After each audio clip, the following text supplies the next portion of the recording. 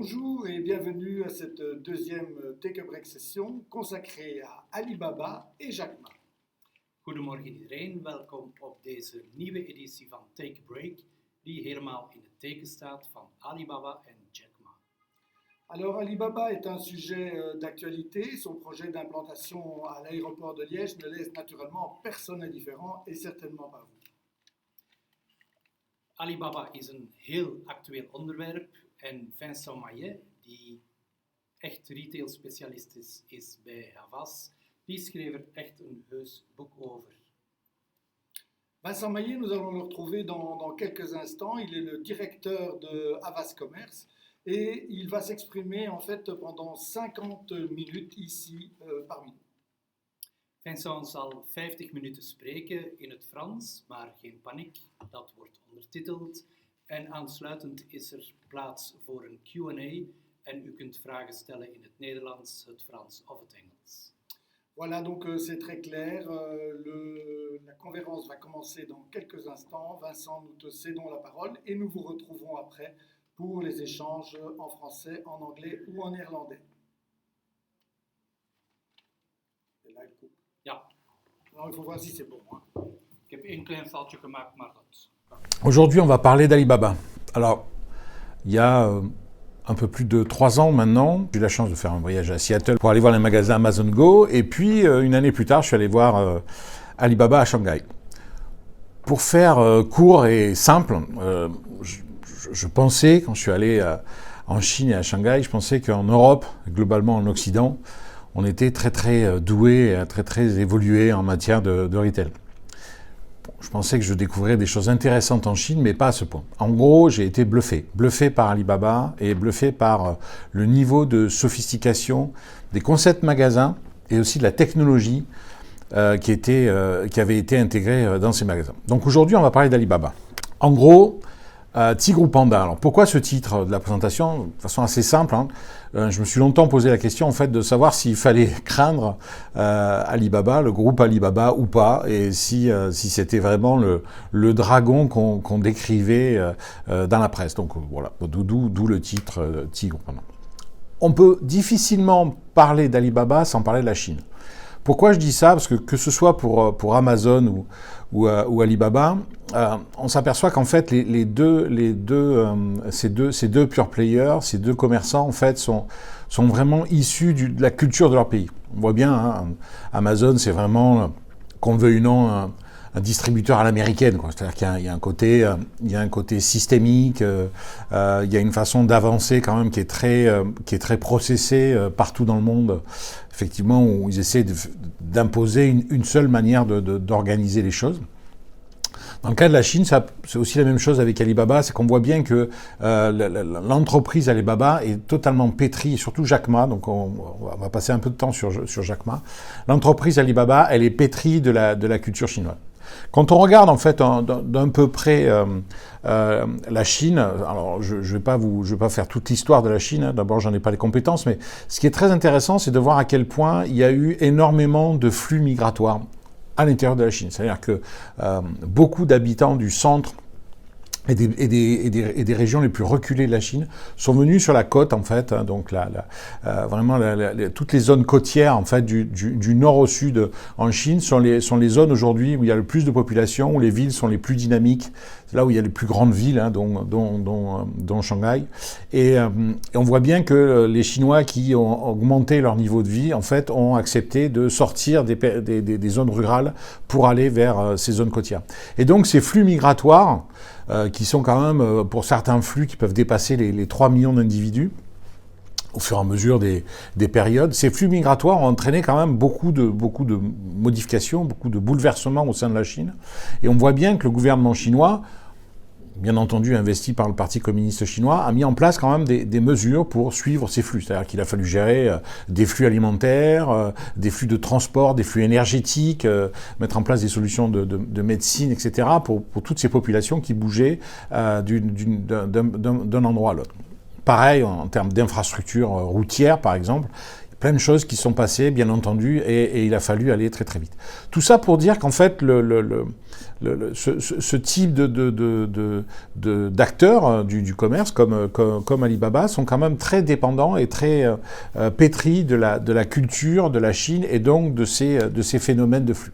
Alors, l'autre point qu'on sait tous, d'ailleurs, mais bon, dès qu'on met des chiffres, c'est tout de suite encore plus impressionnant. On voit qu'en à peu près 40 ans, il y a eu une explosion, mais complète en fait, des exportations de la Chine. Donc on passe de 20 milliards de dollars dans les années 80 à plus de 4700 milliards de dollars d'exportation de biens et de services. Donc on voit à quel point ce pays a explosé. C'est toujours le premier pays en nombre de population au monde, puisque c'est 1,4 milliard. L'Inde est en train de rattraper son retard, ou en tout cas, la croissance de l'Inde est bien plus forte que celle de la Chine. Donc je pense qu'à terme, l'Inde devrait passer devant la Chine, mais pour l'instant, la Chine reste le plus grand pays. Et puis, pareil, toujours dans cette histoire de flux et de gestion des populations, en Chine, vous avez quand même plus de 147 villes qui dépassent le million d'habitants, avec Shanghai qui dépasse de très très loin toutes les autres, avec plus de 22 millions d'habitants. Une évolution aussi de la consommation des ménages. Pareil, on voit bien que la Chine est devenue un marché avec... Pareil, une explosion en fait de la consommation des ménages. On est passé de 97 milliards dans les années 80 à pareil plus de 5600 milliards aujourd'hui dans les années 2020. On voit aussi que cette consommation, elle est soutenue par quoi? Elle est soutenue aussi par des populations qui sont de plus en plus riches. On voit à quel point d'ailleurs la population pauvre, qui représentait à peu près 30% de la population, est descendue à 16%. Donc là, je parle en moins de 10 ans. On passe de 2012 à 2022. Et puis, ce qu'on appelle les mass middle aussi ont baissé, passant de 54% à 22%. Et les upper middle, donc c'est des gens qui gagnent entre 9 000 $ et 16 000 $ par an, ce qui quand même commence à être pas mal, sont passés de 14% à 54%. C'est-à-dire qu'il y a eu une augmentation de 40 points en quasiment 10 ans du nombre du upper middle, donc de ces gens qui gagnent déjà un peu plus d'argent. Bien entendu, mais ça c'est un phénomène mondial. On voit bien que la population des millennials est en train de progresser. Elle représente près de 50% de la population aujourd'hui. Le e-commerce est à des niveaux quasiment jamais atteints dans l'Occident. C'est vraiment le premier pays. On est à 24% en 2019, 24% des Chinois qui consomment via le canal e-commerce. On est à peu près à 11% aux États-Unis en fait et à 9% en Allemagne. Alors en plus avec l'explosion du e-commerce en 2020, ça va encore en 2020 et 2021, ça va encore progresser. En fait, c'est déjà très haut. Et puis dans le cas du e-commerce alimentaire, ça aussi c'est un point très important à savoir. C'est que la distribution alimentaire via le canal e-commerce en Chine, ça dépasse les 35%. Donc c'est absolument monstrueux. Je crois qu'il n'y a aucun pays dans le monde où on est à ces taux de pénétration du e-commerce dans l'alimentaire. Enfin, un dernier point, je vais peut-être arrêter avec les chiffres là, je ne sais plus si j'en ai encore beaucoup, mais ça aussi c'est un point très intéressant, c'est qu'on voit, vous avez forcément entendu parler ce qu'on appelle le live shopping, donc l'évolution du streaming, et on voit donc une forte évolution du mobile, puisqu'en 2020 on est quasiment à 80% aujourd'hui des ventes de e-commerce qui se font via le canal mobile là pour le coup. Et puis voilà, c'est ce dont je voulais parler, le social commerce. Donc pareil, est en train d'exploser. Aujourd'hui, on a quand même 446 millions de Chinois qui utilisent ce canal, en tout cas les projections, en 2023, ce qui représente à peu près 40% des consommateurs. Donc voilà en gros ce qui se passe en Chine. Donc c'est un pays en voie de développement et à la fois aujourd'hui un pays extrêmement mature. On voit que ils ont passé des caps très rapidement, là où en Occident, on a mis plus de temps entre l'avènement du téléphone filaire, puis du téléphone mobile. Eux, ils sont passés directement au mobile. Et puis, il y a une forme de frénésie de la consommation, une frénésie de la technologie qui fait qu'ils s'approprient à des vitesses absolument folles tous les outils technologiques qui leur sont proposés par le marché, y compris en matière de e-commerce. Alors, on va parler d'Alibaba. Je vous ai situé sur la carte où était Alibaba, parce que je trouve ça intéressant de voir un peu d'où ils viennent. C'est la région en fait dans laquelle s'est implanté et dans laquelle est né Jack Ma, qui est le fondateur d'Alibaba, est très intéressant parce que c'est ce qu'on appelle une région un peu pas la Silicon Valley, mais en tout cas c'est la vallée industrielle de la Chine, puisque en gros c'est un endroit où il y a tellement d'usines qui se sont installées tout autour du fleuve que d'ailleurs les poissons n'arrivaient plus à survivre tellement elle était polluée. Mais voilà, donc c'est un endroit très dynamique, c'est une ville qui s'appelle Hangzhou. Et vous voyez dans le petit carré que j'ai dessiné là sur la carte, vous voyez une espèce de deuil, enfin un rond qui s'appelle le lac d'Ouest, qui est un lac très important dans l'histoire de Jack Ma, puisque c'est là qu'il a rencontré des touristes australiens qui venaient en villégiature. Alors, quand on regarde en fait le développement d'Alibaba et la vie de Jack Ma en quelques dates, il a une vie absolument romanesque, absolument incroyable. Parce que vous voyez donc à gauche, il est né en 1964, il a un frère aîné et une sœur qui est un peu plus petite. Alors sur la photo on ne voit pas leurs chaussures, mais en fait on voit bien qu'ils vivent dans le dénuement le plus total. C'est vraiment des gens très très pauvres et donc son histoire est absolument incroyable. Donc il est né en 64. Ce qu'il faut savoir, c'est que la famille, donc son papa est photographe et sa maman travaille dans une usine. Il faut savoir que la famille de Jack Ma était absolument fan d'une culture folklorique chinoise qui s'appelle le Pingtan. Je ne sais pas si ça se prononce comme ça, mais donc le Pingtan, comme si vous savez, c'est des gens maquillés, grimés, déguisés, donc avec un retour à la culture traditionnelle chinoise, qui chantent et qui font des chorégraphies. Et donc toute la famille était très fan de ça. Pourquoi je parle de ça?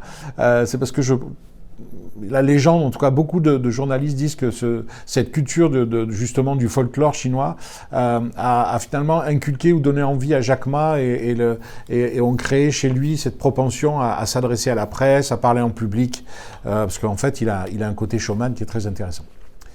Donc on est en 78 et Jack Ma va régulièrement avec son vélo proche de ce lac que je décrivais tout à l'heure. Donc il y a un lac où beaucoup de touristes australiens, bien que la Chine n'était pas encore ouverte au tourisme, venaient se reposer. Il y a une famille qui s'appelle la famille Morley, famille australienne, dont les enfants étaient à peu près dans des âges proches de Jack Ma. Cette famille s'est prise d'amitié pour Jack Ma et d'ailleurs lui envoyait de l'argent régulièrement. Ils sont toujours très liés. Et donc voilà, dans la culture de Jack Ma, il y a toujours eu cette envie d'abord de s'intéresser au monde extérieur, l'envie de parler anglais. Il faut savoir que le diminutif de Jack, c'est pas son vrai prénom. Son vrai prénom c'est Yu Ma, Yu. Et en gros c'est une touriste australienne qui avait un mari et un gendre qui s'appelait Jack et qui a décidé de donner ce surnom à Yu, qui est devenu Jack. Ce qu'il faut savoir, c'est que une des difficultés de Jack Ma, ça a été vraiment de faire des études normales. Il a eu beaucoup de difficultés à rentrer à l'université. En fait, Jack Ma s'est repris, je crois, à 3 reprises pour arriver à rentrer en l'université. Pour une raison simple, c'est que les mathématiques pesait très très lourd dans la notation finale et Jack Ma n'a jamais été un grand mathématicien. Pour autant, il a fini par arriver à rentrer à la fac, notamment il a suivi des cours et donc un cursus scolaire dédié aux langues et notamment à l'anglais. C'est là qu'il a rencontré son épouse qui s'appelle Cathy. En 92, il y a eu une phrase absolument très importante. On connaît tous Deng Xiaoping pour être celui qui, de loin, a le plus ouvert la Chine, notamment au capitalisme, et qui a permis, je pense, l'émergence économique de la Chine qu'on connaît aujourd'hui. Donc Deng Xiaoping a eu cette phrase. Donc en 92, il commence à se déplacer en Chine et va apporter la bonne parole un peu partout dans toutes les régions en Chine. Il a cette phrase qui est « s'enrichir est glorieux ». C'est-à-dire qu'avant ce discours, la plupart des entrepreneurs qui décidaient d'ouvrir leur échoppe ou qui commençaient à se lancer dans l'entrepreneuriat étaient très rapidement emprisonnés, ou en tout cas étaient sous le risque de l'emprisonnement parce que l'entreprise privée n'était pas autorisée en Chine. Donc Deng Xiaoping, en 92, lance vraiment à la fois cette phrase et lance un grand mouvement de libéralisation de la Chine et donc la création d'entreprises. Jack Ma ouvre en sortant de l'université, sa première entreprise s'appelle Hope. Hope, c'est une entreprise de traduction en anglais. En 1994, Jack Ma est envoyé par la province de Hangzhou, donc sa province, comme il parle anglais, hein, ils ne sont pas si nombreux, puis qu'il a ouvert son entreprise, la province, donc le parti communiste chinois de la province, lui demande d'aller négocier avec un promoteur immobilier à Seattle. Parce que ce promoteur immobilier avait pris de l'argent pour mener une étude et, je crois, construire une route, et qu'il est parti avec l'argent, il n'a jamais construit la route, donc la province souhaitait récupérer l'argent, ou en tout cas que le promoteur tienne ses engagements. Donc Jack Ma part à Seattle, et c'est là qu'il découvre en fait Internet. Les discussions avec le promoteur ne donnent absolument rien, hein, parce que l'autoroute ne sera jamais fabriquée, je crois, et l'argent ne sera jamais rendu. Toujours est-il que Jack Ma découvre à Seattle Internet en 1994. Alors, pour la petite histoire, en 1994, c'est l'année de la création d'Amazon par Jeff Bezos, qui s'est installé aussi à Seattle, lui pour des raisons fiscales. Et là, Jack Ma a une véritable révélation, parce qu'en fait, il se dit c'est Internet qui va ouvrir la Chine, c'est Internet qui va permettre à tous ces entrepreneurs, à toutes ces entreprises qui se créent en Chine, de développer leur business. Juste un petit rappel, quand vous voyez d'où il vient, donc de la pauvreté finalement de sa famille à tout son trajet, hein, c'est quand même quelqu'un qui a eu des difficultés économiques, hein, puisque savoir que la famille Morley lui envoyait $20 par mois pour l'aider à vivre. Donc c'est vous dire à quel point il était pauvre. En fait, Jack Ma est toujours, et vous allez le voir au fur et à mesure de la présentation, il a toujours été pétri, ou en tout cas sa culture, ça a toujours été il faut ouvrir, il faut aider les entreprises à développer leur business, il faut créer les conditions pour qu'elles puissent exporter à l'international. Ça a toujours été finalement son obsession. Donc Internet pour lui c'est une révélation. Il crée en 1995 une boîte qui s'appelle China Page, donc c'est l'équivalent des pages jaunes en France, hein, donc c'est vraiment un répertoire des entreprises chinoises sur Internet. Assez rapidement, China Page est acheté ou préempté par le gouvernement chinois. Et donc Jack Ma est obligé de déménager et de partir de Hangzhou pour aller vivre à Pékin. Il devient le directeur général de China Page. Ça se passe pas bien. D'abord, il est malheureux à Pékin. Je pense qu'il s'entend pas vraiment avec les fonctionnaires. Cette forme de bureaucratie chinoise ne lui convient pas. Donc il démissionne, il quitte China Page pour revenir à Hangzhou, on est en 98, et il crée Alibaba. Donc Alibaba, c'est à la fois le nom du groupe et à la fois la première marketplace du groupe. Et il faut savoir que c'est une marketplace essentiellement B2B. Donc c'est le fer de lance du groupe, mais c'est une marketplace B2B et non B2C, comme souvent les gens ont tendance à le penser. Il commence à lever de l'argent, donc Goldman Sachs a investi $1 700 000, par exemple. SoftBank arrive pousse, le PDG de SoftBank pousse pour que Jack Ma accepte ces $20 millions, parce que, vous savez, on est en plein boom de ce qu'on appelait la net économie à l'époque, hein, la bulle n'a pas encore explosé, et il y a énormément d'argent qui est déversé dans toutes ces startups, dont Alibaba bénéficie également. En 2000, pour les plus vieux d'entre nous, vous vous rappelez peut-être de l'explosion de la bulle, hein, c'est-à-dire effectivement tout cet argent a disparu du jour au lendemain, et toutes ces entreprises qui pour certaines s'étaient construites sur du vent ou un business plan un peu bancal ont disparu. 2003, Jack Ma lance Taobao. Taobao, c'est un mélange de eBay et Le Bon Coin, c'est-à-dire c'est une marketplace C2C, B2C, c'est-à-dire vraiment on est dans des petites entreprises qui utilisent ce canal, mais on est surtout entre particuliers qui échangent des produits. C'est aujourd'hui la plus grosse marketplace du groupe Alibaba, on la connaît pas du tout en Europe, mais c'est pas loin de 800 millions de clients qui utilisent régulièrement cette marketplace. En 2004, il y a la création d'Alipay. Donc d'Alipay, vous savez, on le verra un peu plus loin, mais c'est l'application qui permet de payer via son mobile, qui a un succès absolument phénoménal. Et puis je vous ai mis, juste comme ça pour la petite histoire, il faut savoir que de 2002 à 2007, Xi Jinping, en fait, qui est l'actuel patron du Parti communiste chinois, hein, et président de la Chine, est devenu le secrétaire de la province de Zhejiang. Donc Zhejiang, c'est la province dans laquelle est installé Hangzhou. Donc Xi Jinping connaît Jack Ma et a vu le développement d'Alibaba. Il a fait un bon boulot d'ailleurs, Xi Jinping, en fait, dans cette province qui était à la fois très polluée. Et donc il a travaillé sur l'amélioration effectivement de la qualité de vie des habitants. 2007, Alibaba lève à peu près 1,7 milliard, donc 1,7 milliard de dollars en bourse à Hong Kong. Et puis il crée en 2007 Alimama qui est la plateforme, en fait, qui est l'équivalent d'Amazon Advertising, qui est la plateforme de publicité des marketplaces du groupe Alibaba. 2008, on a la création de Tmall. Vous le verrez un peu plus loin. Hein.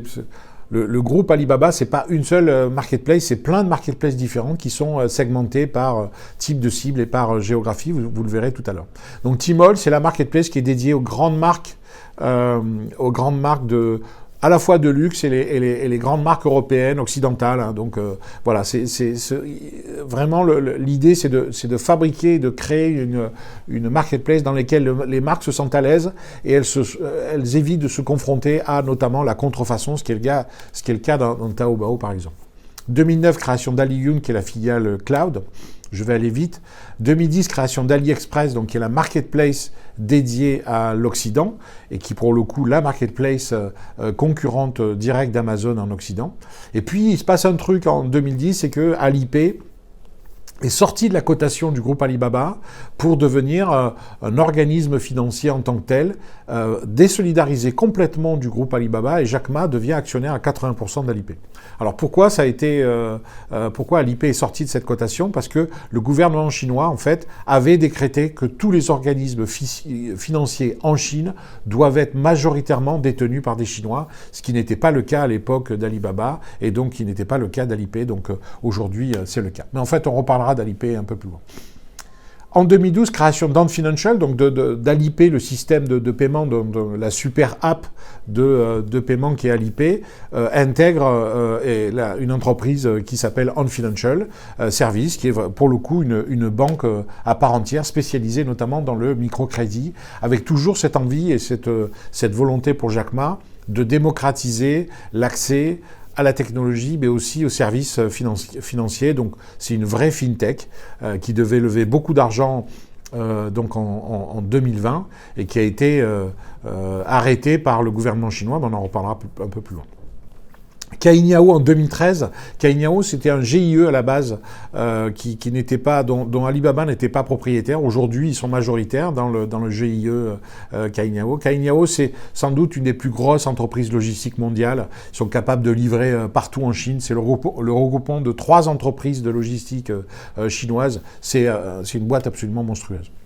2014, donc Alibaba va chercher de l'argent à la bourse de New York. Alors aujourd'hui, en pleine guerre commerciale entre les États-Unis et la Chine, ce type de démarche ne peut plus avoir lieu.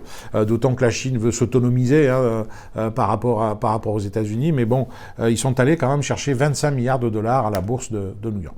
Et puis 2018, Jack Ma annonce qu'il va lâcher la présidence du groupe Alibaba, et c'est Daniel Zhang. Donc Daniel Zhang qu'on connaît pas ou peu, pour autant ça a été très longtemps le patron de Tmall. Donc c'est pas un nouveau venu. Hein. C'est vraiment quelqu'un qui a tracé sa route dans le groupe Alibaba. Donc il a créé Tmall, et puis la légende dit qu'il aurait aussi créé Eleven qui est la plus grosse opération commerciale du groupe Alibaba dans le monde. 2018-2019, Alibaba a acheté Kaola, qui est encore une fois une plateforme dédiée aux marques de luxe, donc plutôt aux marques occidentales qui veulent intégrer le marché chinois. Et puis aussi, Tmall a lancé une déclinaison luxe de son application avec Tmall Luxury Pavilion, qui est elle aussi une marketplace dédiée aux marques de luxe. La volonté, encore une fois, c'est de créer des marketplaces, des zones, une façon d'aborder le marché, d'aborder le client qui soit très respectueuse, qui privilégie vraiment les marques de luxe et qui les met dans un environnement qui les rassure et qui leur donne envie de vendre leurs produits en Chine. Voilà. AliExpress, donc en 2020, ouvre son premier magasin européen à Madrid. Hein, donc c'est son premier AliExpress Plaza, donc qui fait absolument un carton. 2020, donc le groupe dévoile un nouveau robot de livraison autonome. Donc, comme Amazon, on voit qu'il y a énormément d'innovation dans le groupe Alibaba. Et puis, donc, on est en 2020 toujours. Jack Ma, lors d'une conférence, a une phrase un peu malheureuse en expliquant que la Chine n'avait pas d'organisation bancaire vraiment réelle. Et donc là, il se passe une chose assez violente, puisque Jack Ma disparaît pendant 3 mois. La levée de fonds que devait faire Alibaba, notamment sur la bourse de Hong Kong et la bourse de Shanghai, je crois, a été stoppée par le gouvernement chinois. Et donc là, on est rentré dans un rapport très tendu, parce qu'on voit bien que le Parti communiste chinois est en train de reprendre la main sur ces fintechs, et notamment ces fintechs bancaires. Parce qu'il veut pas lâcher du tout le pouvoir. Et donc, on est rentré dans un bras de fer assez tendu entre Jack Ma, le management d'Alibaba, et puis le Parti communiste, avec notamment une amende record qui a été infligé à Alibaba de près de 2,3 milliards pour position monopolistique. Donc on voit bien que ça commence à se tendre. La culture d'Alibaba, donc j'ai eu la chance d'aller sur le campus Alibaba à Hangzhou. C'est un très joli campus. La culture d'Alibaba, d'abord, c'est une culture anglo-saxonne, en fait. Jack Ma, il est à la fois sur ses 2 piliers, ses 2 pieds. C'est à la fois la Chine, avec tout ce qui est là traditionnel. On parlait tout à l'heure de la danse folklorique du Pingtang. Donc, on voit bien qu'il est ancré dans la Chine. Et puis aussi, cette ouverture, notamment à l'Australie et au monde anglo-saxon, avec cette famille Morley, dont il est devenu vraiment un membre à part de la famille. Il y a aussi une culture donc il y a un écrivain qui s'appelle Feng Qingyang, je suis désolé si je prononce mal le nom, qui est un écrivain qui écrit, vous savez, des nouvelles assez sur la Chine traditionnelle, alors un peu à la Robin des Bois, c'est-à-dire cette idée du jeune manant, en fait, qui tombe amoureux de la belle princesse, qui est elle-même convoitée par le shérif de la ville. Donc on est vraiment dans la Chine traditionnelle. Et en gros, alors je ne sais pas si c'est encore le cas aujourd'hui, mais dès qu'on rentrait chez Alibaba en tant que salarié, il fallait prendre un surnom. Et souvent, les surnoms qui étaient donnés étaient ceux, ou en tout cas les surnoms qui étaient pris, étaient tirés de cette littérature chinoise traditionnelle. Alors, il n'y a pas que chez Alibaba d'ailleurs, mais globalement en Chine, il y a une culture de l'animal totem. Donc, ils aiment bien cette idée de faire incarner chacune des entreprises par des petits bonhommes et des petits animaux. Donc, vous voyez par exemple au premier plan le petit hippopotame bleu. Donc, il incarne Fresh Hippo, qui est un supermarché, le supermarché alimentaire qui a été développé par le groupe. C'est aussi un groupe très paternaliste. Chaque année, au mois de mai, les jeunes couples qui se sont mariés dans l'année sont reçus sur le campus en habits traditionnels. Ils reçoivent des primes, des cadeaux, etc., etc. Donc on voit bien que le groupe Alibaba favorise vraiment les couples à l'intérieur de l'entreprise et globalement la famille. Pareil, dans le rapport que l'entreprise a avec ses clients, notamment quand ils sont allés chercher de l'argent à la bourse de New York, ce sont des clients du groupe Alibaba qui sont venus à la corbeille et qui ont incarné l'entreprise. Jack Ma a aussi un bon sens populaire. Je ne sais pas si c'est parce qu'il a été pauvre, mais c'est quelqu'un qui a vraiment les pieds sur terre. Donc, il a toujours cette phrase qu'il cite régulièrement auprès de ses collaborateurs. Il dit, voilà, aujourd'hui c'est dur, demain ce sera encore plus dur, et puis peut-être que après-demain sera meilleur. C'est pas spécialement un technicien, contrairement à Jeff Bezos, qui est un ingénieur informatique. Jack, lui, il regarde vraiment la technologie avec les yeux de gens normaux.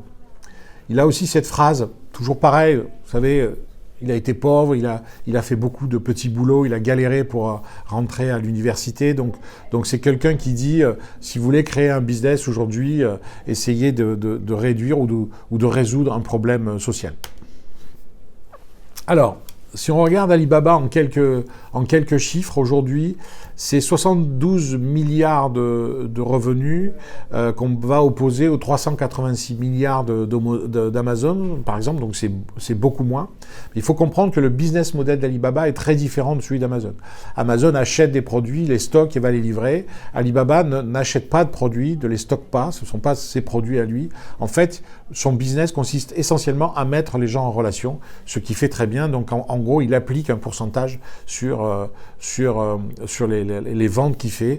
Et donc du coup, ça fait un chiffre d'affaires beaucoup moins important. En revanche, les résultats d'Alibaba sont comparables à ceux d'Amazon. C'est-à-dire qu'Amazon, en 2020, a généré 20 milliards de résultats. Alibaba a généré 20 milliards de résultats également. Donc on voit que les marges d'Alibaba sont très élevées sur un chiffre d'affaires qui est beaucoup plus petit. Il y a à peu près plus d'1 milliard de produits qui sont référencés dans les marketplaces Alibaba. Pareil, si on veut les comparer à Amazon, c'est à peu près 350 millions de produits pour Amazon, 1 milliard Alibaba. Et puis dans un grand hypermarché Carrefour ou Auchan, vous avez 50 000 produits qui sont référencés. Donc on voit bien que la bataille sous le même toit, elle est déjà gagnée par ces grandes marketplaces. Qu'est-ce que je peux dire de plus? Voilà, c'est à peu près 800 millions d'utilisateurs en fait des marketplaces Alibaba, ce qui est assez monstrueux. Pareil, quand on veut comparer Alibaba et Amazon, vous savez que alors on le voit là, hein, 88% des revenus d'Alibaba sont faits par le e-commerce. C'est pas exactement le cas d'Amazon où 56% des revenus d'Amazon sont faits par le e-commerce. Le reste des revenus viennent notamment d'Amazon Web Services. En revanche, 100% de l'EBIT, donc de la rentabilité d'Alibaba, vient du e-commerce, alors que à peu près 60% des profits générés par Amazon viennent de Amazon Web Services. C'est ce qui les différencie un peu. Alors, quand on regarde en fait l'organisation du groupe Alibaba, ce que j'évoquais tout à l'heure, c'est que vous voyez en fait toutes ces marketplaces, hein, Taobao 1688 qui est une marketplace B2B aussi, mais domestique, hein, liée au marché chinois. Alibaba qui est vraiment une marque globale. Tmall, on en a parlé. AliExpress aussi. Lazada que vous voyez en fait en B2C, qui est une marketplace qui est dédiée à l'Asie du Sud-Est, qui a d'ailleurs été fondée par un Français. Voilà, Tmall Global qui commence aussi à se développer au niveau mondial, et puis Taobao qui est l'équivalent d'eBay, alors à ceci près qu'il n'y a pas d'enchère, mais qui est l'équivalent d'eBay sur le marché chinois. En gros, ce que vous voyez, c'est qu'il y a une segmentation en fait B2B, B2C, C2C, et puis une segmentation géographique entre le local et le global. Donc, en gros, le groupe Alibaba ne se contente pas de faire vivre une seule marketplace, mais il fait vivre autant de marketplaces que nécessaire pour arriver à segmenter les commerçants et les fabricants, et pour faire en sorte que entre les typologies d'acheteurs, les typologies de vendeurs, tout ça soit plus cohérent dans chacune des marketplaces. Là, je vais vous montrer un film qui est assez intéressant, qui est un film Tmall, qui montre à quel point Tmall se présente comme la fenêtre ouverte, la porte ouverte du marché chinois pour les marques occidentales.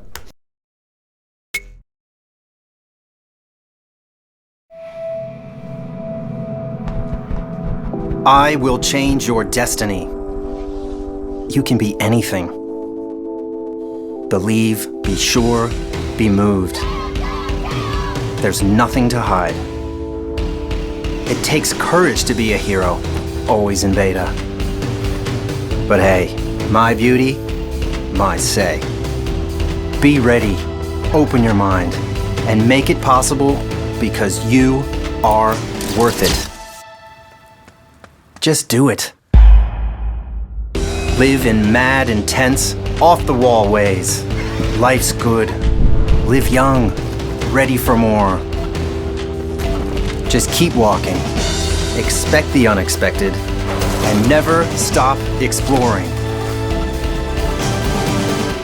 All brands in one, all in one. Tmall.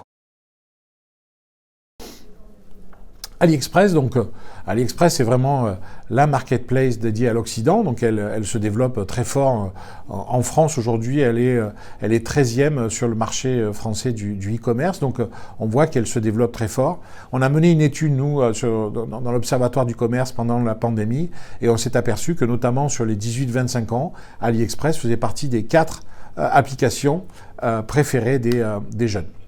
Donc voilà ce que ça donne en termes de homepage, notamment sur le site e-commerce. Et puis voilà à peu près le vécu et voilà ce que donne l'application mobile d'AliExpress.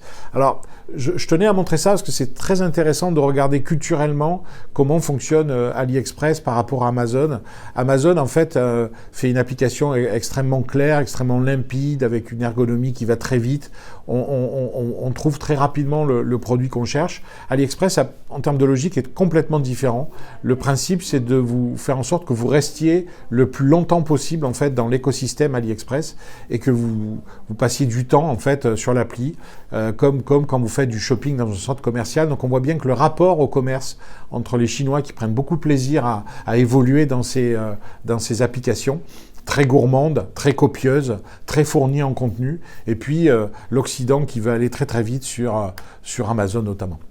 Alors, vous êtes incentivé, c'est-à-dire que le consommateur est incentivé dans l'application AliExpress. On vous donne des jetons en fonction de vos visites, on vous donne des jetons en fonction de votre panier d'achat. Voilà, on fait tout ce qu'il faut pour que vous cumuliez des points qui vous permettent d'obtenir des réductions.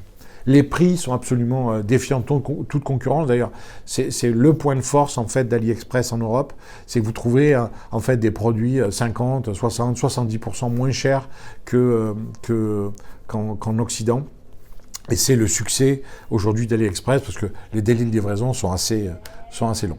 La plateforme de marque Alibaba. Donc, ce que dit Jack Ma, c'est que, en gros, il y a une différence entre les grandes plateformes digitales et Alibaba, c'est-à-dire que lui, son sujet, c'est d'aider et de donner du pouvoir finalement à tous ces commerçants, qu'ils soient mondiaux ou locaux, pour vendre leurs produits.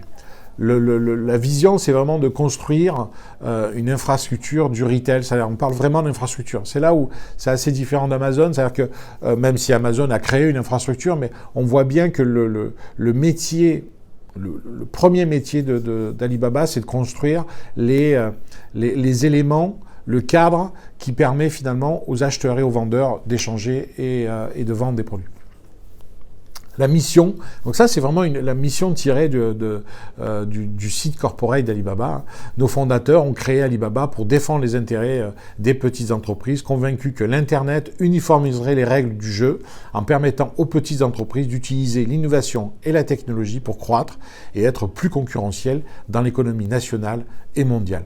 Toujours pareil, cette idée de démocratiser en fait le commerce. Voilà, c'est ça vraiment l'objectif d'Alibaba. Et puis, to make it easy to do business anywhere, voilà, c'est vraiment un message assez simple.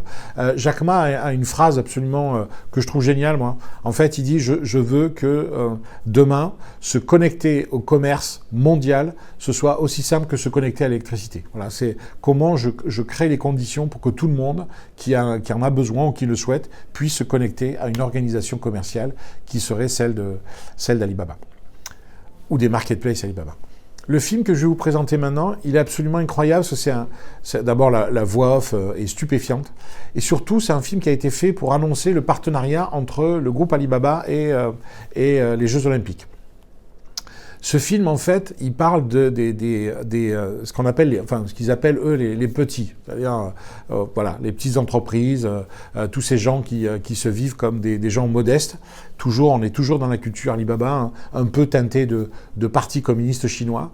Et donc, ce film montre à quel point Alibaba veut devenir un acteur du commerce mondial pour aider tous les petits, tous les modestes, tous les challengers, en fait, à devenir et à gagner de l'argent et à faire partie du commerce mondial.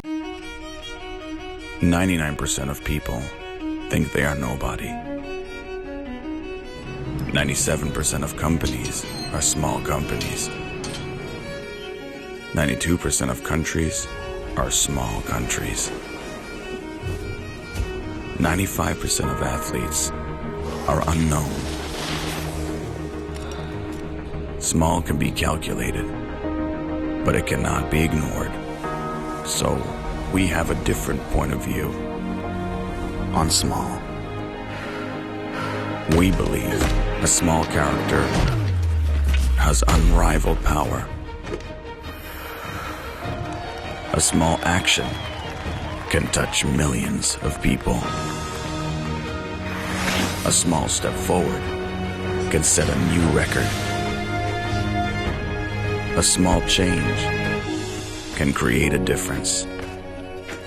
A small corner can impact the whole world. A small country story can inspire all humanity. From small to big, everyone is making a difference. Alibaba believes in the power of small. We are proud to be the worldwide partner of the Olympic Games, giving everyone an equal chance. Together, we're in this game. From 1 to billions, we see the power of small. To the greatness of small.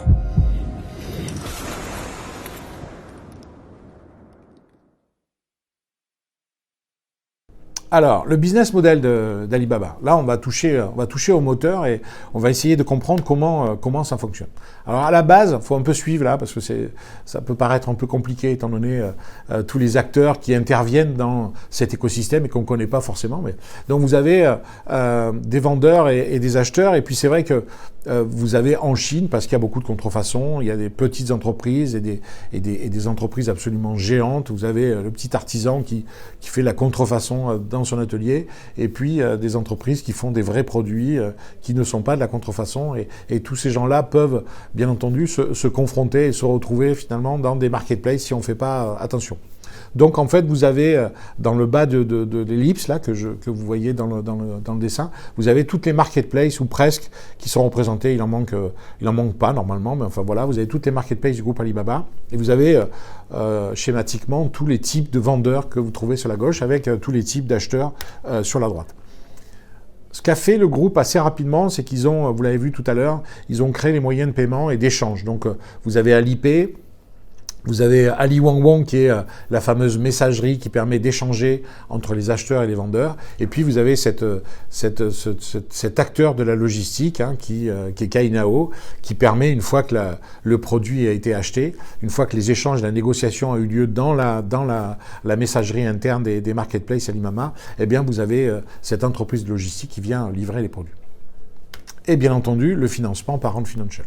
Après, vous avez ce qu'ils appellent le O2O, d'ailleurs online to offline, c'est-à-dire toutes ces stratégies qui consistent à accompagner et à développer toute la technologie du groupe Alibaba dans les points de vente. Donc, ils sont partenaires d'Intersport en Chine, ils sont partenaires notamment d'une chaîne de parfumerie, ils ont été partenaires de Ford, pareil en Chine, pour créer des parcours d'achat innovants, où tout, en fait, tout se fait à partir ou avec comme point de départ l'application Alipay, dans laquelle il y a tout dedans. Dans l'application Alipay, vous avez votre identité bancaire, votre identité tout court, vous avez votre réseau d'amis, votre docteur, votre coiffeur, votre agence de voyage. En fait, il y a tout dans cette appli et finalement, vous pouvez faire à peu près tous les achats que vous le souhaitez avec l'appli.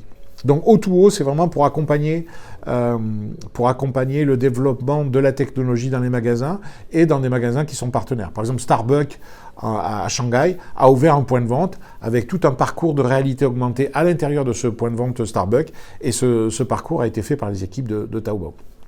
Après, vous avez un pôle média, un peu comme Amazon en fait, avec Amazon Prime Video. Vous avez un pôle média avec Youku qui est l'équivalent de YouTube, Tmall TV qui est carrément la chaîne privative et la chaîne interne de la marketplace Tmall pour les grandes marques, notamment occidentales.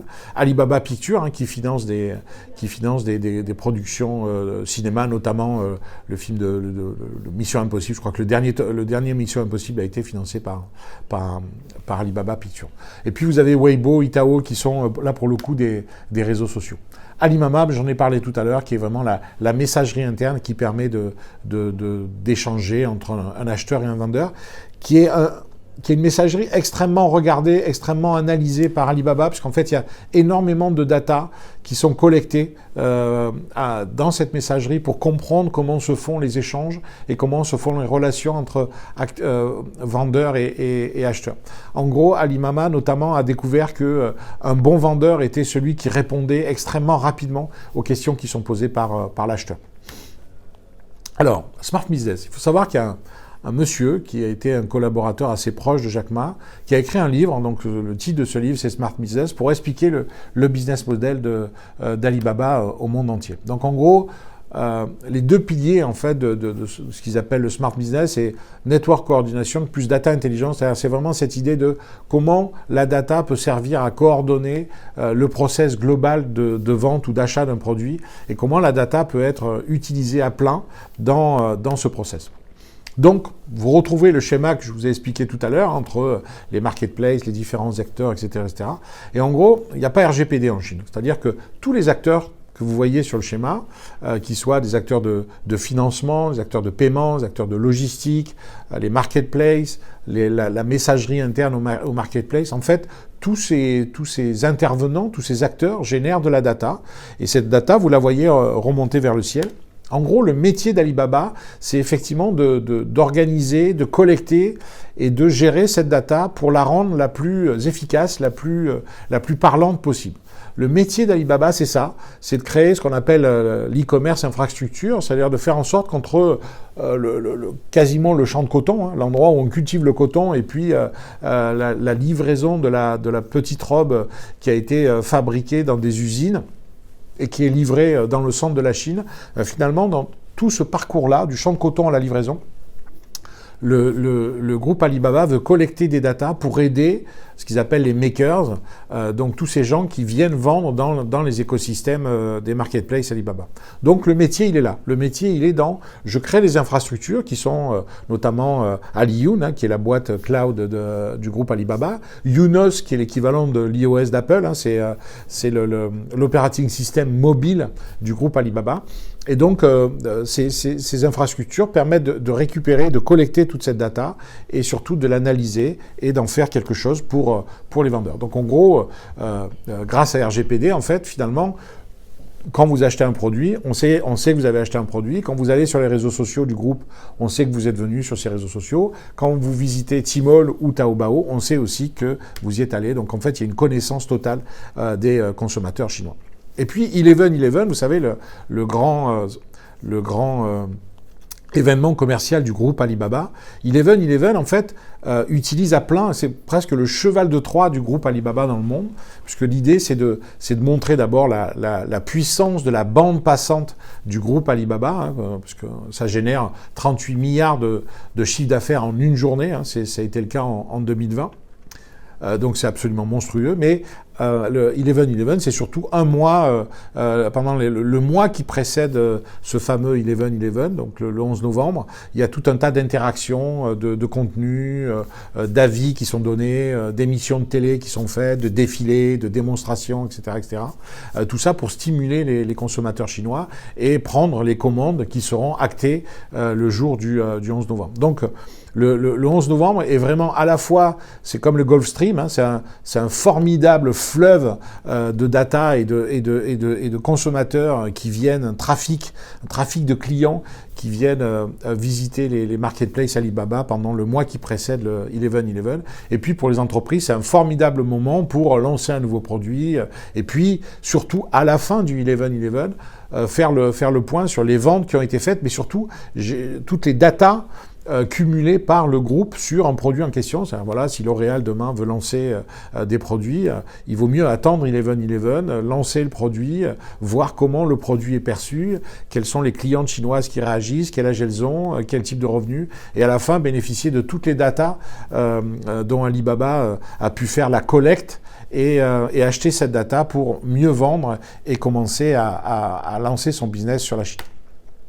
Alors, Je parlais de la data. Là, vous voyez à l'écran une petite vidéo que j'ai faite en fait à l'entrée du musée Alibaba à Hangzhou. Alors moi, ce mur m'a frappé. Hein. Les gens passaient devant, genre comme ça, mais ce mur m'a frappé parce que en fait, vous voyez toutes les flammes, tous les traits en fait, espèce de flammes qui remontent vers le ciel. C'est de la data qui est collectée par Alibaba.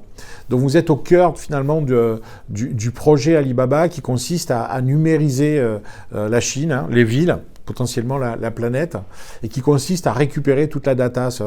Une data qui peut être une data des flux d'énergie, des flux de trafic routier, des flux bancaires, des flux de population.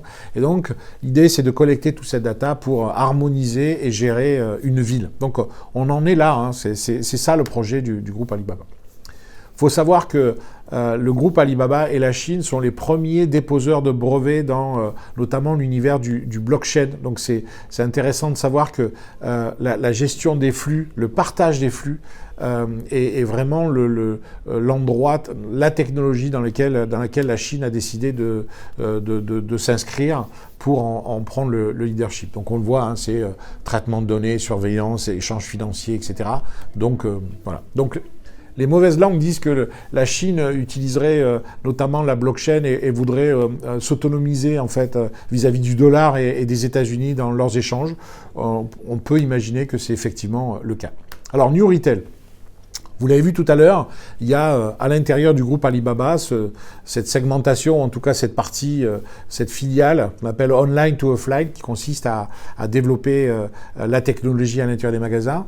Et bon, voilà, Jack Ma, il a cette phrase que je trouve assez intéressante. Hein. En gros, il dit, si on veut sauver la distribution traditionnelle, il faut oublier la tradition. Et donc, c'est comment on fait en sorte que la technologie, donc la réalité augmentée, le QR code, comment on fait en sorte que toute cette technologie-là de connexion à l'intérieur du point de vente pénètre correctement, totalement les points de vente. Aujourd'hui, je crois qu'il y a plus de 50% de la population, je pense qu'on doit être à plus de 60 aujourd'hui, qui peut payer juste par la reconnaissance faciale. Donc vous allez dans votre supermarché, vous n'avez pas besoin de prendre ni votre carte bleue, ni votre mobile. Il suffit de sourire à l'écran, vous êtes reconnu, vous donnez les 4 derniers chiffres de votre numéro de téléphone et on accepte votre paiement. Donc online to offline, on en a parlé tout à l'heure. Hein, voilà, donc c'est comment faire on va dire la vie tous les jours et la rendre plus conveniente.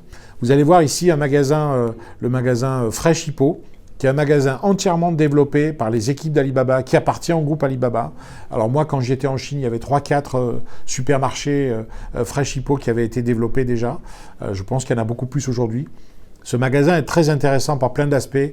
La gestion du frais, le paiement via reconnaissance faciale, l'exploitation du QR code à outrance qui est à peu près dans tous les rayons, des écrans, vous allez le voir là, interactifs qui permettent rayon par rayon de voir quels sont les produits qui sont les plus vendus, comment sont constitués les produits, etc., etc. Et bien entendu, vous pouvez y aller, taguer les produits, faire votre liste de courses et être livré chez vous si vous le souhaitez. Voilà. Je vous parlais de Starbucks aussi qui a créé un parcours client à l'intérieur d'un des plus grands Starbucks de Chine à Shanghai, qui est magnifique d'ailleurs, où on voit la production du café, de l'origine des grains à la torréfaction. Et donc on peut, via son mobile, bénéficier de cette présentation en réalité augmentée à l'intérieur du magasin. Je vous parlais d'Alipay tout à l'heure, c'est aujourd'hui presque 60% des paiements en ligne et en Chine se font via Alipay. C'est plus d'1,3 milliard d'utilisateurs actifs en juin 2020. Donc c'est absolument. On est à 1,4 milliard en Chine, on est à 1,3 milliard d'utilisateurs d'Alipay dans le monde, donc c'est juste monstrueux. Et puis c'est 100 millions de transactions quotidiennes, c'est juste incroyable. Donc voilà une présentation d'Alipay. Voilà, j'en ai presque terminé. Oui, je vous parlais tout à l'heure de ce mur digital et notamment à l'intérieur du musée Alibaba, de tout un concept qu'ils appellent Brand City. Alors là, vous voyez un magnifique tableau de ce qu'ils appellent la ville intelligente. L'idée, c'est quoi? L'idée, c'est vraiment, encore une fois, d'utiliser la data pour mieux gérer les flux médicaux, les ressources, les populations, le trafic routier, etc., etc. Donc, il faut savoir aujourd'hui, par exemple, que vous avez plus de 23 villes donc, en Asie, dont Hangzhou, qui bénéficient des services de Brain City. Les feux, par exemple, de signalisation aujourd'hui à Hangzhou sont gérés par de l'intelligence artificielle et par Alibaba. Voilà. Pour la petite histoire, s'il y a un accident de la route, par exemple, l'ambulance ne rencontre aucun feu rouge pour aller de son point de départ au lieu de l'accident. Voilà, j'en ai fini en gros.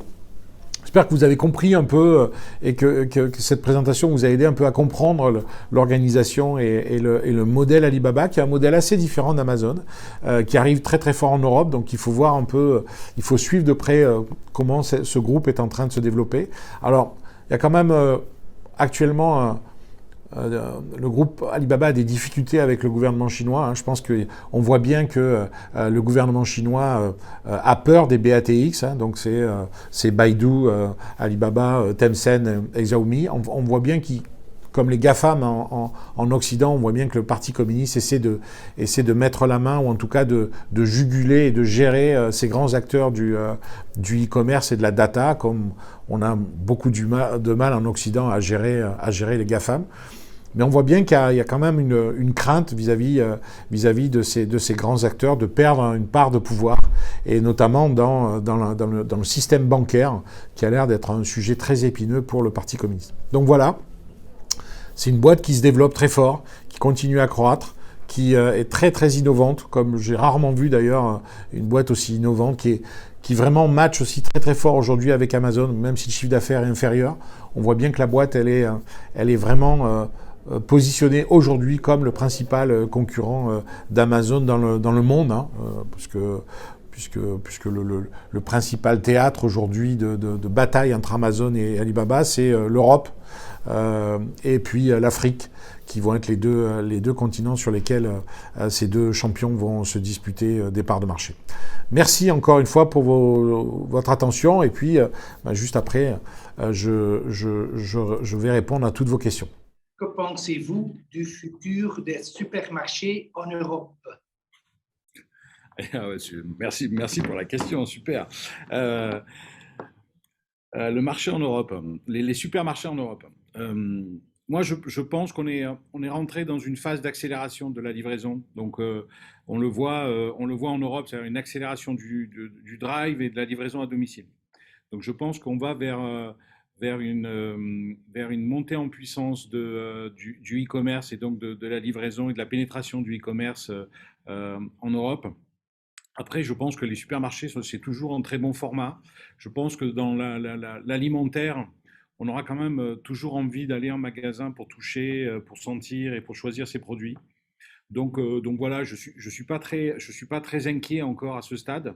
Je suis moins inquiet en fait de l'arrivée d'Alibaba en Europe pour l'alimentaire, parce qu'en fait, Alibaba, c'est essentiellement aujourd'hui du non-alimentaire. Je suis plus inquiet de l'arrivée d'Amazon, notamment avec les magasins Amazon Go ou les magasins Amazon Go Grocery qui devraient arriver. Alors, je crois qu'il y en a un premier qui devrait être installé à Londres cette année, je crois, notamment d'Amazon Go. Et je pense qu'on va vite voir se développer ce genre de format sur l'Europe. Là, pour le coup, je suis un peu plus inquiet pour les supermarchés qui vont devoir un peu se réinventer en face de ces nouveaux magasins bourrés de technologie. En attendant qu'une question arrive, Vincent, je crois que vous allez initier une étude internationale très intéressante sur le. Est-ce que vous pouvez en dire un petit mot, peut-être en français ou en anglais? Okay, I can try in English if you want. Yes. The idea is just to understand what happened this last year, because the pandemic is global, as you know, and all the retailers everywhere in the world, I think, have the same not the same, I don't know, but I think they understand that the business and the consumer is changing.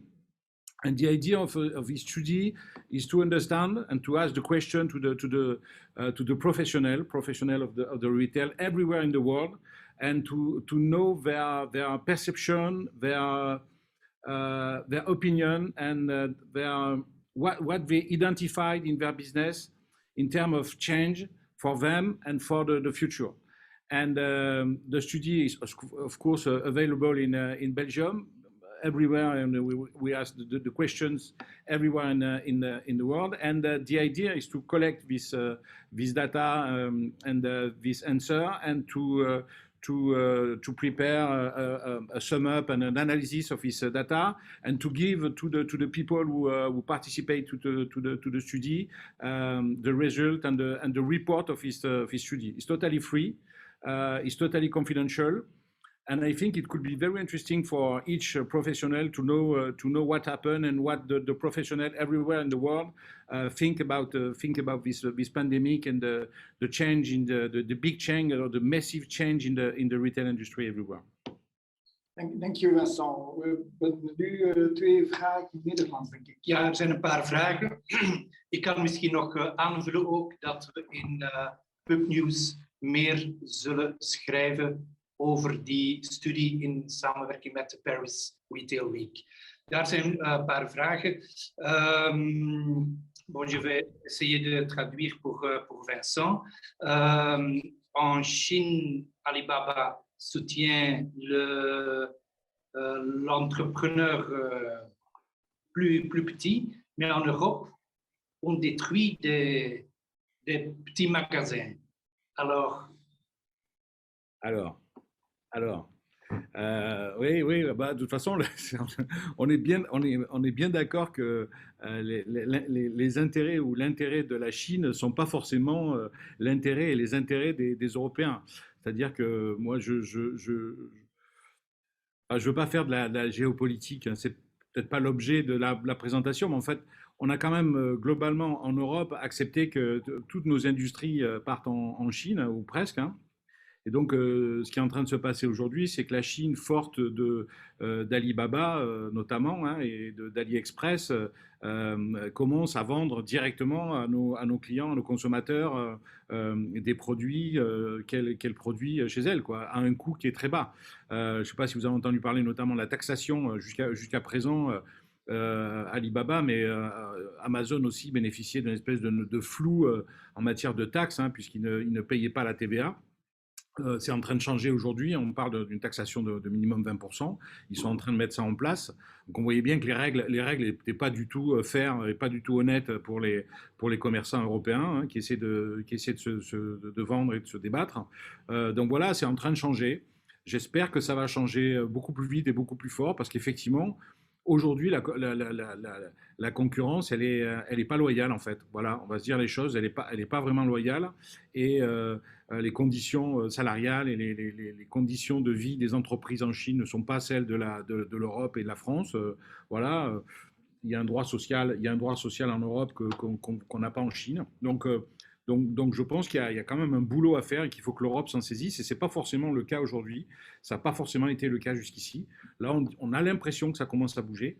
Mais bon, je peux totalement comprendre que les petits commerces en Europe se plaignent, hein. Mais après, ce qu'il faut comprendre, même si c'est pas, je cherche pas à trouver de circonstances atténuantes, c'est pas le sujet, mais je pense que derrière la philosophie de Jack Ma, il y a une forme d'authenticité, et je pense que ce monsieur est vraiment habité par cette idée d'aider les entreprises en Chine qui, pour bon nombre d'entre elles, sont très pauvres. Quand on voyait le film qui a été fait notamment pour les Jeux Olympiques, on voit bien que Jack Ma se positionne comme finalement le leader des pays émergents, le leader des populations les plus pauvres et le leader des petits.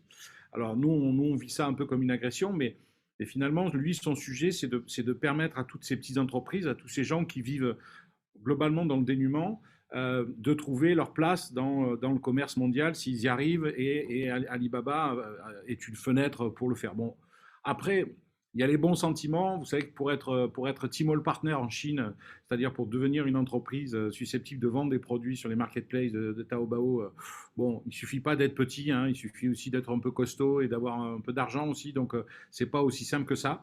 Mais voilà.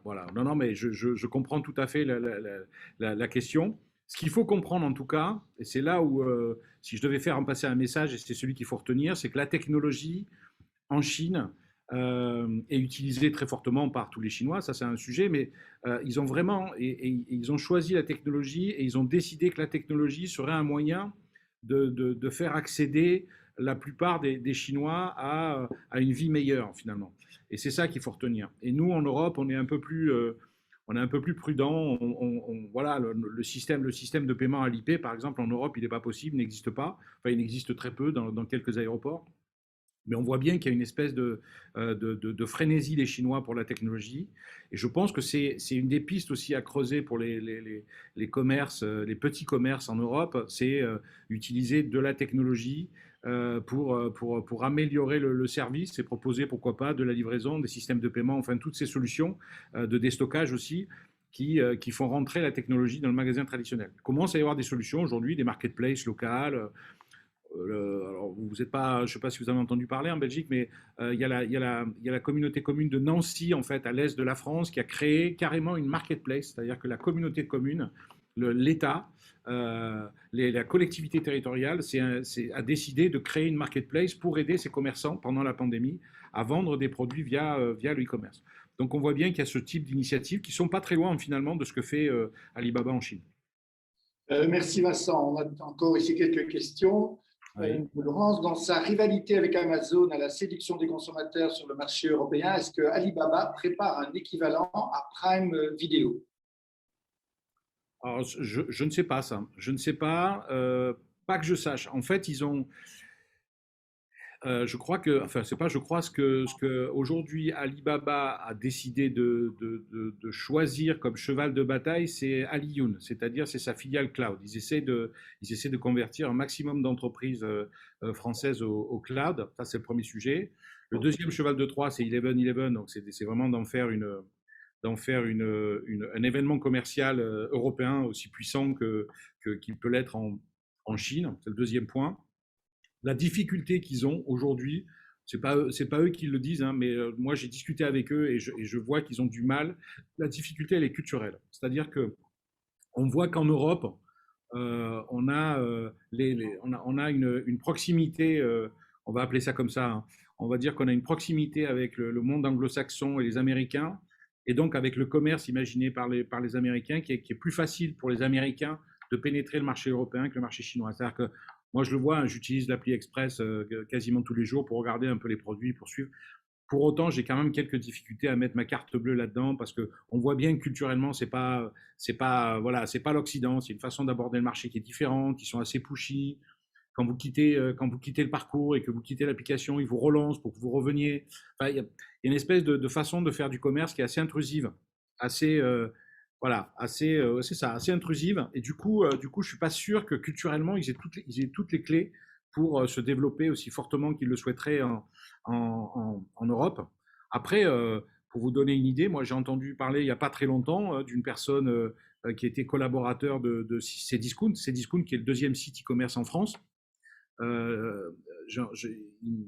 m'a rapporté que Cdiscount avait été en tout cas en discussion avec Alibaba pour que Alibaba rachète Cdiscount et donc rachète en France le deuxième site e-commerce. Donc on voit bien qu'ils cherchent des solutions et ça peut passer demain par effectivement des rachats. On a entendu parler aussi de discussions entre Auchan et Alibaba. Pareil, c'est des choses qui pourraient peut-être arriver un jour, c'est-à-dire que Auchan décide de vendre ses hyper à Alibaba et de fait utilise ces hyper pour en faire des lieux d'entrepôt, des lieux de stockage et de présentation de ces produits. On n'est pas à l'abri de ce genre de choses. Oui, concernant par exemple la construction d'un centre de distribution à Liège, près de l'aéroport, avez-vous une vision de la stratégie de développement logistique en Europe du coup? Voilà. Alors ça aussi, merci. Ça aussi, on est dans des considérations qui sont des considérations proches de la géopolitique. Je vous invite à lire un livre, notamment sur la Chine, qui s'appelle Il est midi à Pékin. L'auteur en fait a suivi les implantations de la Chine sur tous les fuseaux horaires en fait, et donc détaille de midi à vraiment, donc il fait le tour du cadran et le tour du globe pour expliquer en fait comment s'implante la Chine au travers notamment de ce qu'on appelle les routes de la soie, hein. Alors c'est un joli mot, les routes de la soie, pour parler de routes un peu bucoliques où la monnaie d'échange était la soie. En fait, les routes de la soie, elles sont partout, hein. C'est-à-dire que là, aujourd'hui, la Chine est en train de passer par des trains, effectivement, dans le centre de l'Europe, des bateaux, enfin, ils sont sur tous les pôles.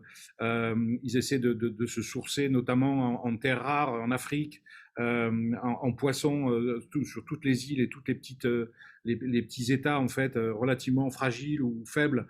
Ils essaient de se rapprocher d'eux pour leur apporter de la logistique, de l'argent et bénéficier des ressources en poissons. Donc, clairement, la Chine a décidé, dans son opposition aux États-Unis,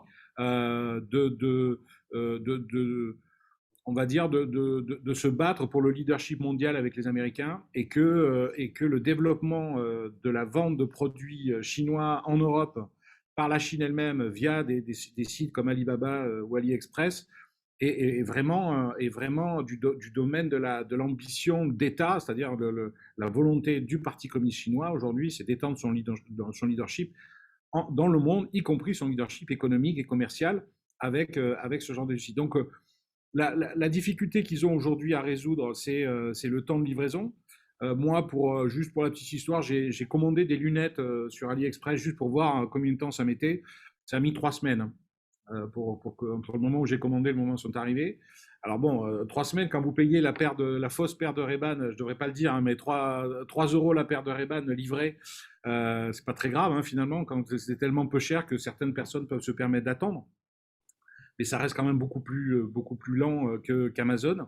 Ça, c'est un premier sujet. Donc, pour ce faire, effectivement, ils sont en train de créer des entrepôts un peu partout et donc voilà, et donc de mettre des stocks tampons plus proches des clients de façon à les livrer plus rapidement. Donc oui, ils vont continuer, ils vont accélérer dans ce domaine, clairement. Ouais. Vous pouvez répéter le nom ou le titre du livre que vous avez. Le livre s'appelle Il est midi à Pékin. Ok, merci. Encore quelques questions. Pardon. Une question en anglais. How will Alibaba adapt to the presence of GDPR in Europe? Or will this be a real challenge for their development in Europe? This is a very good question. I think we have to ask the question to Thierry Breton. The guy is a commissaire. I don't know exactly the function of the guy in Europe, for example, because he's working on the RGPD and the new rules. I don't know exactly the name, but the name is Data Act something in Europe. The problem with the GAFAM and the BATX is the same, because the servers are not in Europe. The servers are in the United States for Amazon and in China for AliExpress or Alibaba. And you don't know exactly who is connected to the server in China and who is connected to the server of Amazon in United States or in Amazon Web Service everywhere in the world. I think it's a big issue, and my opinion is that we have to awake in Europe about data, about the name in France is souverain. We need a digital sovereign strategy in terms of commerce, of course, in terms of network, social network, for example, and of course we need rules, very strong and massive rule for that in Europe. And it's not really the case today. It's like the taxes for AliExpress. We know that they don't pay the tax, and I think they don't necessarily respect the rules about the RGPD. I don't know. I have no proof, but it's easy for them to cap and to identify the data, because the server. It's impossible to put I don't know, a man from a European guy, for example, to check the data of AliExpress in the server in China. It's impossible. It's a jungle today, and I think we have to handle that. Laatste vraag. Ja, voorlaatste vraag. J'en ai encore deux. Qu'en est-il du personnel par rapport à tous les reproches faits à Amazon à ce sujet? Les personnels, j'ai pas compris. Les gens qui travaillent chez Amazon? Non, les gens qui travaillent chez Alibaba. Quand on voit qu'il y a beaucoup de reproches vis-à-vis d'Amazon. Ah ouais. Ouais. We are not in the same. We are not in the same planet. Le respect des salariés et la façon dont la Chine fonctionne n'a pas grand-chose à voir avec l'Occident et les États-Unis, quoi. C'est-à-dire que c'est vraiment c'est assez étonnant parce que quand vous regardez la façon dont moi je suis pas un grand spécialiste de la Chine, mais bon, depuis que je m'intéresse à Alibaba, j'ai lu beaucoup de livres et puis je suis allé là-bas et on voit à quel point en fait il y a cette espèce de c'est pas un double langage, c'est une façon de d'écrire et d'interpréter le communisme qui est assez particulier, hein, puisque c'est à la fois donc l'État. Enfin voilà, c'est un pays communiste. Alors est-ce qu'on peut dire encore un pays communiste? En tout cas, au niveau des valeurs, on voit bien que Xi Jinping, quand il parle de communisme, il parle de Mao, il fait référence à Mao. Donc le Parti communiste n'a pas du tout coupé les liens avec Mao et donc avec les racines du Parti communisme. Et puis de l'autre côté, c'est un système libéral le plus ouvert, le plus dur pour les salariés. Enfin, je veux dire, c'est voilà. Donc les émissions qu'on peut voir sur les usines sur les usines en Asie, pardon, elles sont réelles. Donc je pense que c'est dur d'être un salarié en Chine. Après, ce qui se passe, c'est que vous l'avez vu au début de la présentation, en gros, la Chine a fait passer quasiment en une dizaine d'années une majorité de la population qui était vraiment à des niveaux de revenus qui étaient très très pauvres, à un niveau qui était quasiment proche de celui des Européens. Donc c'est ça qui est en train de se passer aujourd'hui. Donc ils sont à marche forcée pour structurer le pays, apporter des conditions sanitaires, des conditions de vie, des conditions de rémunération qui soient les meilleures possibles pour leur peuple. Et c'est vrai qu'ils ont choisi, en fait, en termes de stratégie, ils n'ont pas choisi la démocratie, ils ont choisi d'avancer à marche forcée, comme si le pays était une entreprise pour développer le pays de façon économique, et quitte à effectivement marcher un peu sur les droits sociaux, le bien-être, etc., toutes ces choses qui nous paraissent évidentes, mais qui, pour eux, ne paraît pas être la priorité, puisqu'ils ont des bouches à nourrir et des gens à faire travailler. Donc, enfin, après, chacun vit ça à sa manière. Moi, je ne porte pas de jugement, mais c'est vrai que, enfin, voilà, c'est vrai que les conditions en Chine sont pas meilleures que chez Amazon, clairement. Bon, Amazon se fait attaquer parce qu'il est leader du e-commerce et qu'il fait beaucoup d'ombre et que on a l'impression qu'en tapant sur Amazon, on défend nos commerçants, ce qui, à mon avis, n'est pas c'est pas la meilleure façon pour moi de répondre aux enjeux qui sont posés par Amazon. Mais ça, c'est un autre sujet. Mais voilà, après, bon, il y a cette polémique. Je suis toujours bluffé, moi, en tout cas, surpris entre les gens qui sont choqués par la façon dont ils sont traités dans les entrepôts. Et puis, les parts de marché d'Amazon en France, où on voit qu'elle continue à progresser. Il y a énormément de gens qui achètent, qui consomment Amazon. Ce double langage, en tout cas, entre ce qu'on déclare et ce qu'on fait, il y a toujours une différence et on en a la preuve, notamment sur Amazon. Oui, et une dernière question. Selon vous, est-ce que les structures, les idées et la philosophie d'Alibaba peut être utilisée dans d'autres domaines comme la production locale, peut-être le monde de la culture, la construction, etc.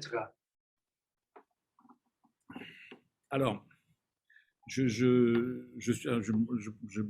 que j'ai compris la question, mais ce que je pense, moi, ce que je me dis, pour regarder un peu comment Alibaba, AliExpress fonctionne et la culture du groupe Alibaba, on voit que Jack Ma a compris une chose, c'est que le modèle Alibaba, c'est-à-dire sa culture, son mode de fonctionnement, la philosophie qu'il y a derrière, cette volonté de donner accès à un maximum de vendeurs au marché mondial, la possibilité pour chacun d'accéder à des produits qui sont beaucoup moins chers via AliExpress. C'est une culture globalement qui plaît beaucoup aux pays émergents et aux populations les plus pauvres et les moins argentées en Europe. Je m'explique. Aujourd'hui, AliExpress fait partie des 3 ou 4 vendeurs de textiles en Espagne. Vous savez que le SPIG en Espagne est relativement faible. Et donc, AliExpress est très fortement développé sur une population à faible revenu en Espagne. Et donc, je pense que dans la répartition du marché, par exemple, Amazon a plutôt tendance à toucher des gens aisés, urbains, avec plutôt un fort revenu qui veulent un standard de qualité assez élevé en choisissant Amazon. Les gens plus pauvres aujourd'hui ont la solution soit d'acheter des produits d'occasion, soit d'aller sur AliExpress pour bénéficier de produits qui sont absolument à des prix qui sont absolument incroyables. Vous avez des vélos électriques à 300-400 euros sur AliExpress. C'est impossible de trouver ça aujourd'hui chez quelques marchands que ce soit partout en Europe. Donc, je pense que la philosophie globale d'Alibaba et du groupe Alibaba, c'est plutôt une philosophie qui s'adresse à des gens qui sont pauvres ou à des pays émergents comme l'Afrique. Et d'ailleurs, Alibaba a investi très fortement l'Afrique. Ça, c'est un premier sujet. Il y a un deuxième qui est effectivement la technologie. C'est-à-dire que j'ose dire ça, je pense que l'endroit où s'invente le retail aujourd'hui et l'endroit où s'invente une bonne partie du futur de notre monde, c'est la Chine. C'est-à-dire que aux États-Unis, il y a Elon Musk, il y a Amazon effectivement et Google qui font des choses très intéressantes, mais la vitesse à laquelle la Chine notamment a investi l'intelligence artificielle, qui est quand même la technologie, la prochaine technologie de disruption. C'est-à-dire que je pense que l'intelligence artificielle va révolutionner le commerce, la culture au sens large du terme, et que la Chine aujourd'hui a pris des positions sur l'intelligence artificielle que même les États-Unis ont du mal à tenir. Donc, vous ajoutez à ça le fait que la Chine est très en pointe sur la 5G notamment, alors que les Américains sont très en retard sur la 5G. Donc, voilà. Donc, il y a l'aspect culturel dont je parlais tout à l'heure, et puis il y a l'aspect technologique qui fait que le programme technologique du Parti communiste chinois consiste à faire de l'intelligence artificielle son futur cheval de bataille, qui demain sera à peu près dans tous les produits, dans tous les échanges et dans tous les services. C'est-à-dire que l'intelligence artificielle demain sera au cœur du développement de tout ce qu'on va consommer. Donc la Chine n'a pas fini de faire parler d'elle sur ces aspects-là. Merci. Et juste pour finir, et j'en reviens encore une fois sur l'Europe, puisque nous sommes tous européens, c'est promis, j'arrête après.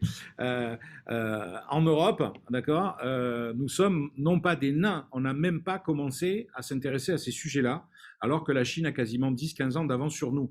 C'est juste criminel, je pèse mes mots quand je dis ça, c'est criminel qu'en Europe, on ne développe pas des forêts de serveurs souverains en Europe. Donc, je confère la question tout à l'heure sur la souveraineté digitale et numérique, et c'est hallucinant qu'en Europe on n'investisse pas très fortement sur l'intelligence artificielle, sur des gens qui réfléchissent à ça, et sur la collecte de data qui nous permettrait demain d'être pertinents en intelligence artificielle, ce qui n'est pas du tout le cas aujourd'hui. Pas du tout, mais pas du tout. Je ne sais pas en Belgique, mais nous en France, on est complètement à la rue. Voilà, c'était la petite phrase un peu politique de la réunion. Je suis désolé. Merci beaucoup Vincent. Merci à vous. On pourrait vous écouter pendant encore quelques heures, mais bon, il faut quand même laisser aussi à ceux qui nous suivent le temps de travailler un peu dans la journée. On va se retrouver donc le 7 septembre prochain pour parler de Walmart. Ce sera tout aussi passionnant et c'est un autre modèle. Alors, si je peux dire un mot juste sur Walmart, je peux dire un mot sur Walmart ou pas? Allez, Ils sont 3, il n'y a plus personne qui m'écoute. Non, mais Walmart, on est en train de finir le dossier là, et c'est assez passionnant. On a appelé ça la revanche du modèle click and mortar. En gros, Walmart est quand même le numéro 1 mondial du retail, et chaque matin, Walmart ouvre ses magasins en face d'une initiative Amazon. C'est-à-dire que chaque matin, le patron de Walmart découvre Amazon Go Grocery, découvre la livraison du frais partout aux États-Unis. Donc en fait, Walmart s'est déployé, s'est redéployé, s'est réinventé, et c'est assez passionnant de voir comment cette vieille institution du retail aux États-Unis s'est totalement réinventée pour contrer et pour continuer à se développer, parce qu'en fait, on parle du développement et de la croissance d'Amazon, mais Walmart continue à croître, ce qui est juste hallucinant, et se développe encore, alors pas dans les dimensions d'Amazon, mais continue à fonctionner. Et donc, c'est un modèle que je trouve assez passionnant, en fait, de regarder de près sur l'évolution du retail. Voilà. Désolé, hein, pardon, j'ai été un peu long, mais... Excellent teasing. Oui. Ja, een grand merci Vincent. Ik herhaal nog even voor de kijkers dat we de komende dagen in Pubnews even terugkomen op die studie die Havas Commerce heeft gemaakt voor de Paris Retail Week. Ik denk zeker ook voor adverteerders dat dat een heel interessante studie is. Voilà. Et rendez-vous donc au 7 septembre. Merci à vous. Au revoir.